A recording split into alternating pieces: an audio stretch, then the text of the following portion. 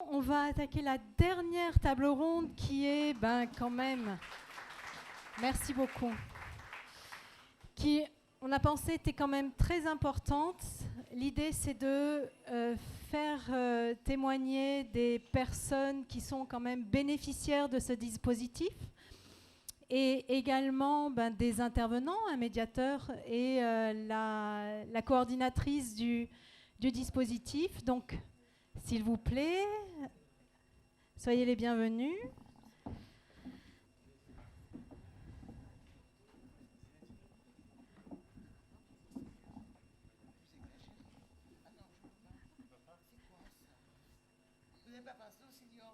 Non. C'est...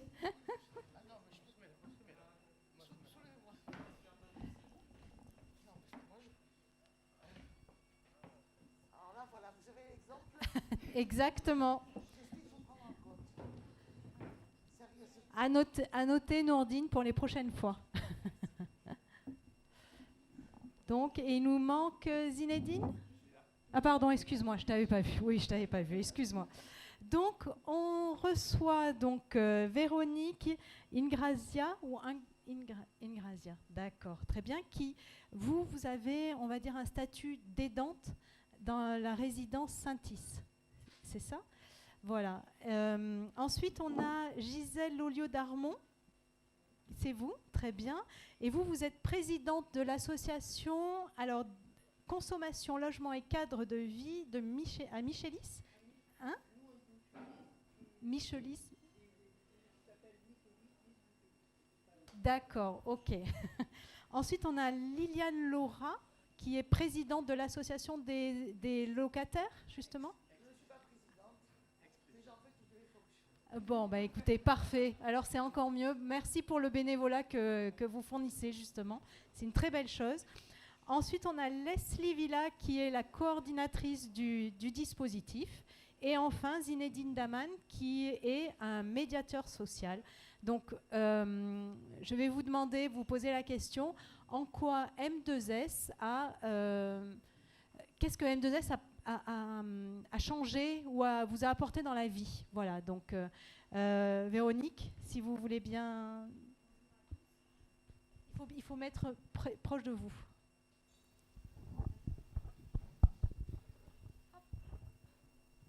Bonjour à tous. Voilà, je me présente, je suis Mademoiselle Ingracia Véronique, je suis la fille d'un senior qui vit à Saint-Is. Donc j'ai fait la rencontre des médiateurs il y a quelques mois de ça, et ça m'a apporté un troisième poumon. Pourquoi? Parce que dans chaque famille, il y a des ruptures sociales, des ruptures familiales également, il faut le dire. Et le médiateur nous permet d'avoir un lien, de maintenir un lien, même s'il y a des discordances, et ça nous rassure. Voilà. Pourquoi le troisième poumon? Voilà, ça me permet de souffler également, et on sait qu'ils sont entre de bonnes mains. Bon, je sais qu'on a le lien assez souvent par téléphone, et on essaye d'échanger de ce qu'on pourrait faire, et également de ce qui permet aussi de résoudre également des situations qui peuvent être difficiles, que ce soit des deux parties. D'accord. Est-ce que ça vous a permis justement de prendre un petit peu de recul, par exemple de me venir un petit peu moins souvent peut-être ou... Complètement. Complètement. Et je tenais aussi à dire qu'il faut en parler encore beaucoup plus, qu'il existe ce métier de médiateur. Moi, quand j'ai su que le médiateur était mis en place, parce que c'est lourd, on a tous une vie de famille, on a tous un travail qui est assez prenant, on doit s'occuper également de nous-mêmes, de notre entourage, et la distance fait que c'est compliqué. Mais voilà, c'est vraiment, il faut qu'il y en ait plus, je pense. Et voilà, lâchez pas, continuez, il faut.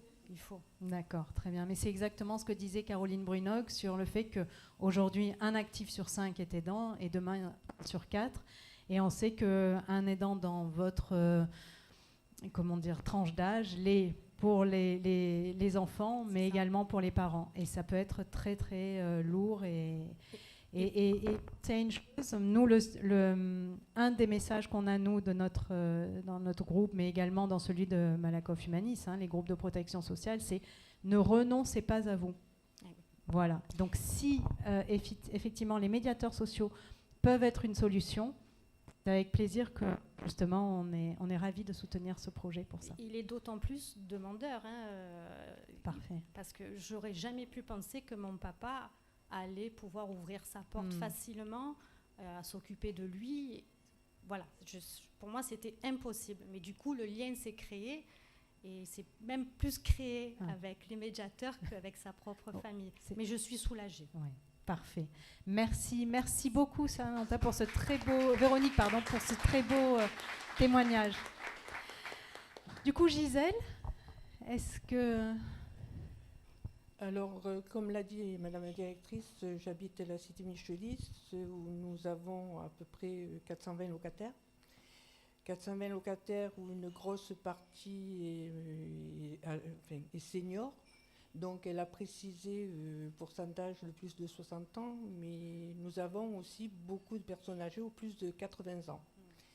Quand la crise de Covid est arrivée, nous on a la chance, on va dire, d'être habitants de cette cité depuis des années, de connaître à peu près de connaître une grosse partie de nos seniors.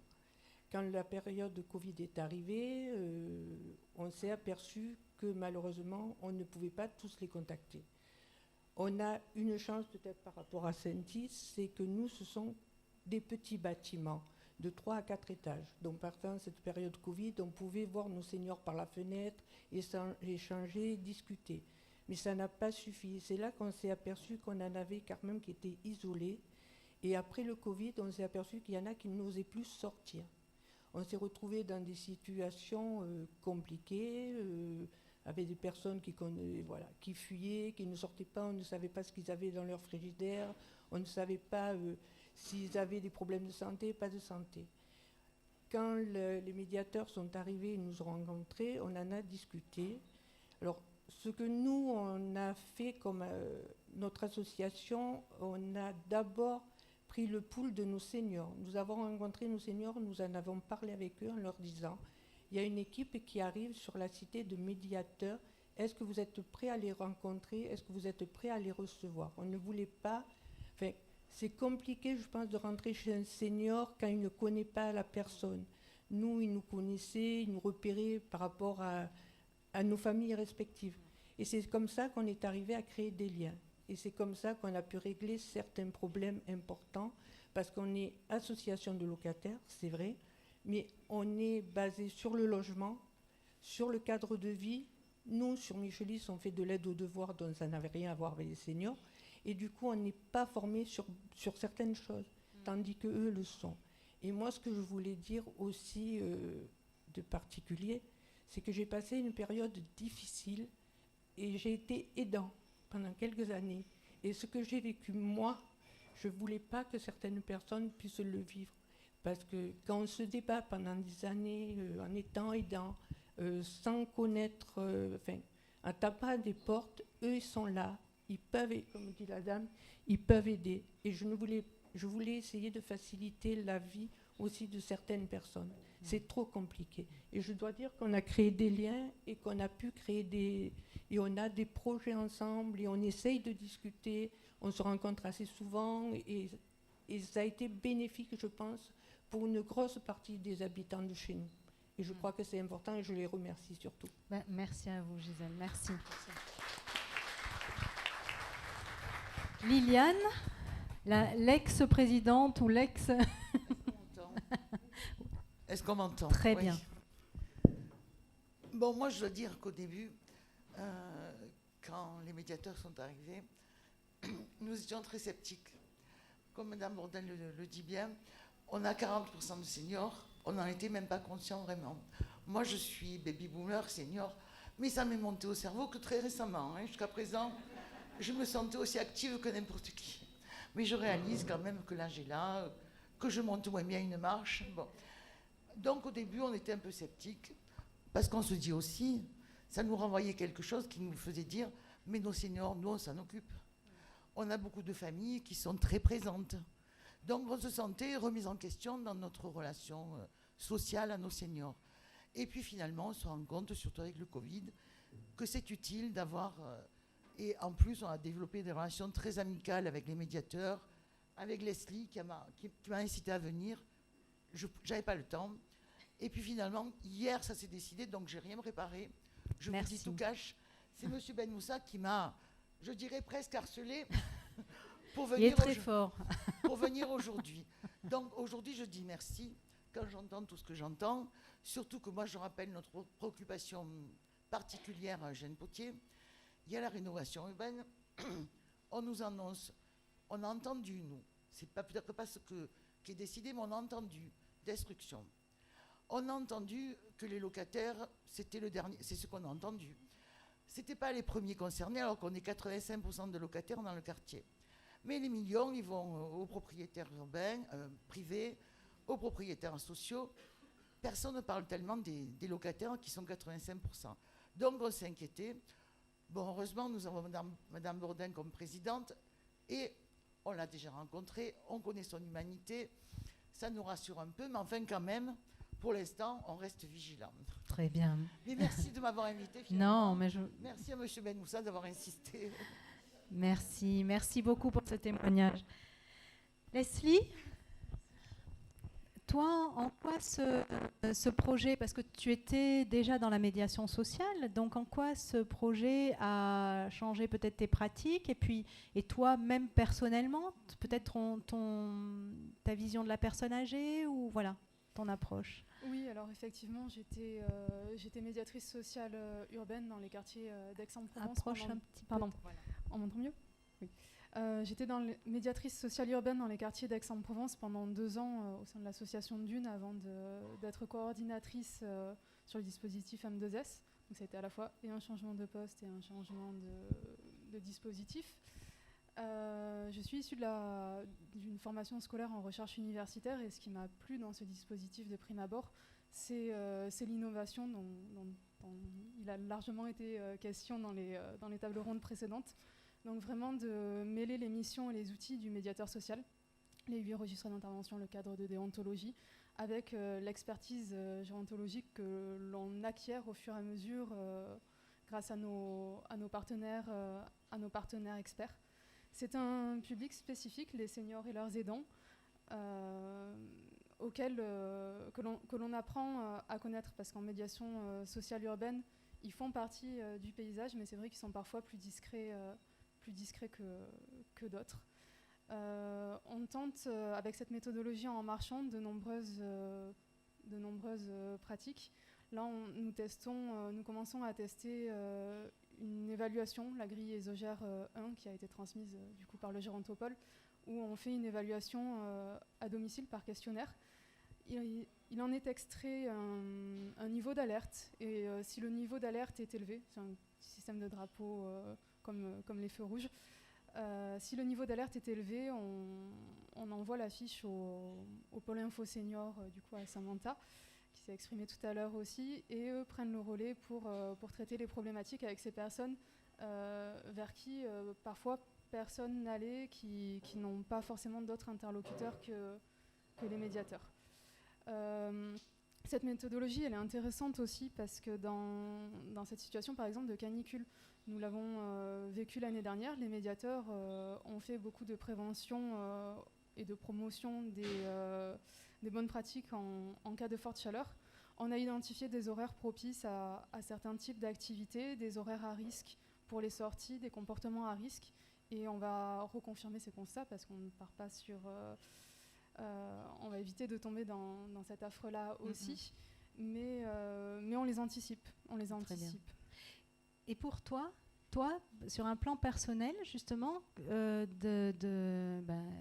devenir coordinatrice sur une mission que tu ne connaissais pas et vers un public que tu ne connaissais pas, est-ce que ça t'a apporté quelque chose? Est-ce que ça t'a justement, en termes de ta vision de la personne âgée, est-ce qu'elle a été modifiée ou est-ce qu'elle est restée la même ou dégradée? Parce que ça peut être aussi le cas. Hein. Alors oui, elle a été chamboulée déjà parce que l'on apprend à connaître un petit peu, quelque part intimement, les problèmes que les gens rencontrent, parce qu'ils se livrent à nous, et surtout aux médiateurs, autrement que dans un cadre, disons, familial, par exemple. Et du coup, ce sont des problématiques que l'on approfondit. La nutrition, la question qui nous a un petit peu chamboulé ces derniers temps, c'est la question du suicide et de la santé mentale, la dépression chez les personnes âgées, qui est plus présente que ce que l'on peut penser et plus traitable aussi que ce que l'on peut imaginer. Ce n'est pas une fatalité du tout. Donc nous nous sommes renseignés, nous avons lu des articles universitaires, on a fait passer une formation de premier secours en santé mentale aux médiateurs. C'est des questions que l'on traite beaucoup. Voilà, vraiment, j'ai la chance d'être entourée dans mes fonctions à tous les niveaux, que ce soit dans l'association, que ce soit à l'extérieur de celle-ci, par des personnes formidables, humaines et passionnées. Et c'est vraiment un grand plaisir de vous voir tous rassemblés ici, de voir vraiment à l'œuvre cette synergie qui a animé tous ces mondes différents autour de la question du mieux vieillir. Oui, tout à fait. Voilà, donc merci. Merci Leslie. Zinedine.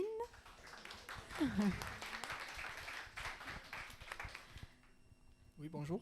Ouais, donc, même question, même punition, comme je disais tout à l'heure. Alors, toi, pourquoi tu es venue sur cette mission de médiation sociale, justement, parce que c'est quand même particulier, médiation sociale, pardon, vers les seniors, c'est particulier. Et humainement, qu'est-ce que ça t'a apporté, justement ? Alors, déjà, avant tout, je voulais remercier un petit peu tout le monde qui... malgré nous, on est médiateurs sociaux et du coup, on est un petit peu le dernier maillon de la chaîne. Donc, je voulais remercier un petit peu tout le monde qui nous soutient. Surtout ma coordinatrice, donc Leslie, merci encore. Du coup, les bailleurs sociaux avec qui je suis souvent en contact. Les amicales de locataires, on ne vous oublie pas non plus. Moi, mon expérience professionnelle, alors je travaille chez Dune déjà depuis 18 mois. J'ai travaillé 8 mois en tant que médiateur social urbain. Alors l'approche était un petit peu différente puisqu'on visait vraiment tout public, donc il y avait beaucoup plus de structures à voir et le champ était vraiment beaucoup plus vaste. Là, en ce qui concerne du coup les personnes seniors, il y a énormément de problématiques. Au fur et à mesure, on voit qu'il y a des solutions. Mais c'est compliqué à mettre en place au premier abord. Alors en fait, ce qui a changé pour moi et pour nous, parce qu'on est en équipe, je ne parle pas que pour moi, la condition mentale, déjà, elle est très compliquée pour nous, parce qu'on fait face à des problèmes de personnes âgées qui pour eux, qui est insurmontable. Alors que nous, on arrive un petit peu à avoir les solutions et ça nous permet de les relayer à travers toutes les structures que l'on connaît. Après, sur un plan plutôt plus personnel, habitant en QPV, je suis aidant malgré moi, même s'il y a une personne qui est venue précédemment le dire, qu'on n'est pas forcément, on se donne pas ce rôle d'aidant, c'est plutôt à titre moral. Mais en travaillant, en faisant de la médiation sociale, je vois que je peux faire plus. Et je sais que moi, par exemple, dans mon quartier, même si je ne fais pas de médiation, bon, j'aide à monter les cours, ce genre de choses que je fais beaucoup moins en médiation sociale, mais que j'essaie quand même de faire pour créer du lien et pour dire aux personnes isolées qu'en fait, qu'elles ne sont pas seules et qu'elles peuvent compter sur nous. Merci beaucoup Zinedine, Merci bravo. Et en fait, moi, de cette dernière table ronde, en fait, moi, ce que je retiens, c'est on voit que ce dispositif est réellement efficient. Et vous voyez, chaque acteur, chaque bénéficiaire a pu témoigner. Donc, alors moi, je crois qu'il reste,